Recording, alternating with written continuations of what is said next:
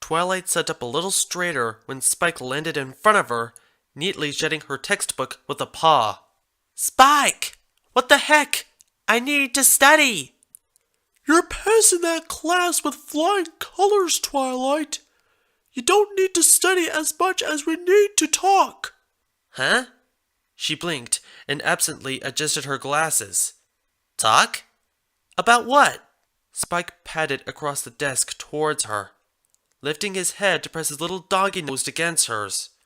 It would have been cute, if not for the frosty look in his eyes. "Where are my balls, Twilight?" Huh? "My balls! Where are they, Twilight?" "Your ball is in your basket." "No! Not my ball! My balls!" Understanding crept down her spine, chased by a deep shiver that she herself hadn't predicted this conversation would someday come when her cute little puppy gained sentience and vocal cords.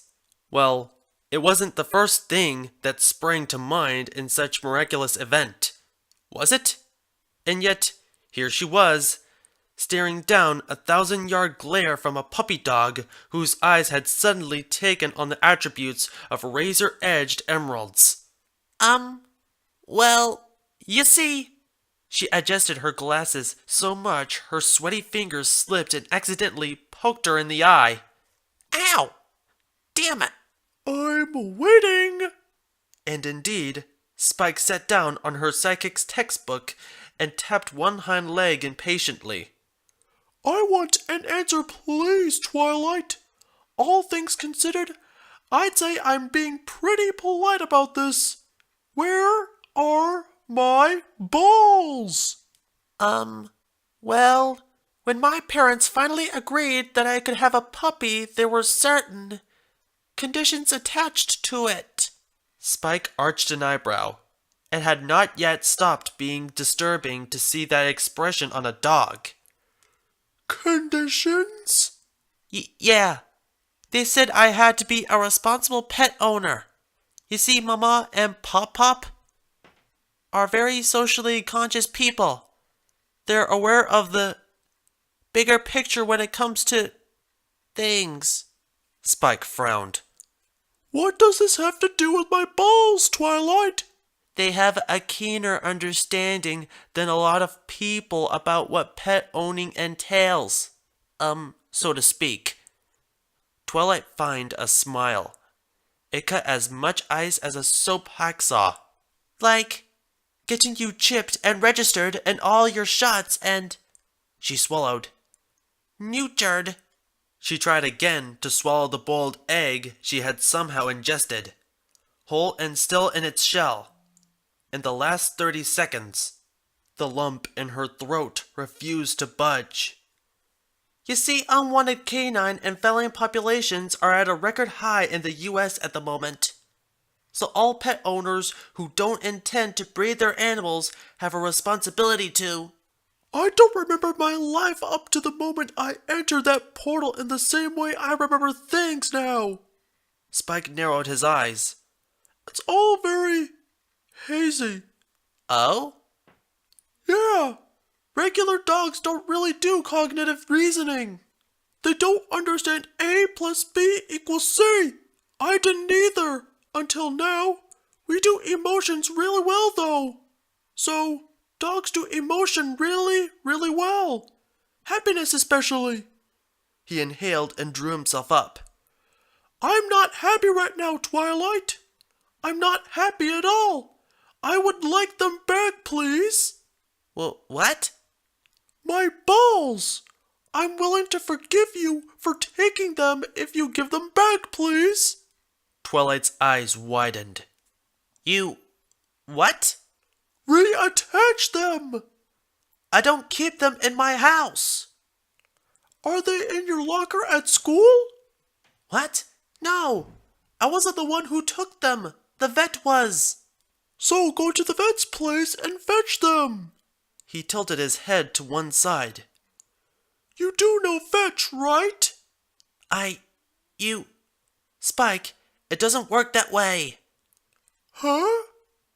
They don't keep the bits they cut off. They don't? No. So what do they do with them? Now it was Spike's turn for wide eyes. They don't eat them, do they? No. Twilight adjusted her glasses frantically. They dispose of them. They're considered biological waste. Waste? A look of horror washed over Spike's face. They threw my balls away? Yes? Why?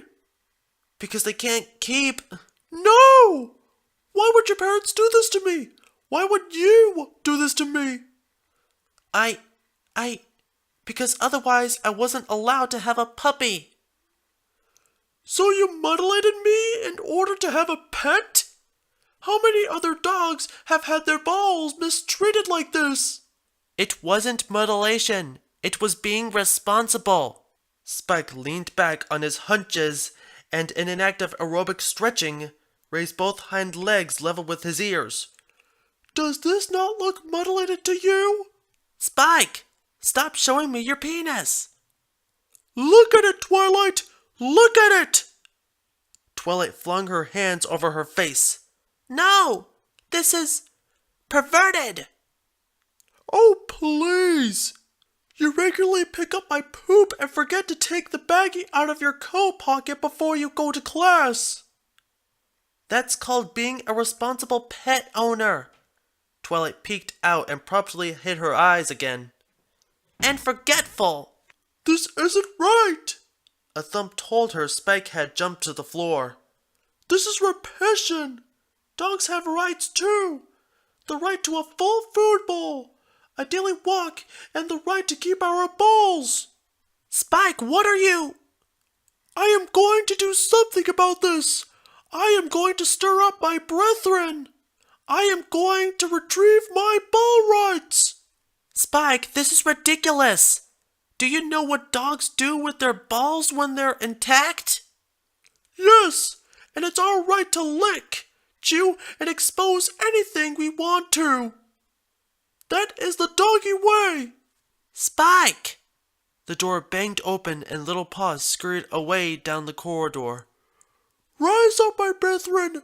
Rise up against our human oppressors! Ow! Slowly, Twilight let her hands slip to her sides where they dangled uselessly for a moment. Then she reached for her cell phone and punched in a number. Hello? Fluttershy? Oh, hi Twilight, what's... You know that thing you warned me about? What thing? Spike making a certain... realization? Oh, that thing. Yeah, well, it finally happened. Oh dear. He says he's going to cause his brethren to rise up. Fluttershy sighed into her phone. I'll meet you at the dog park.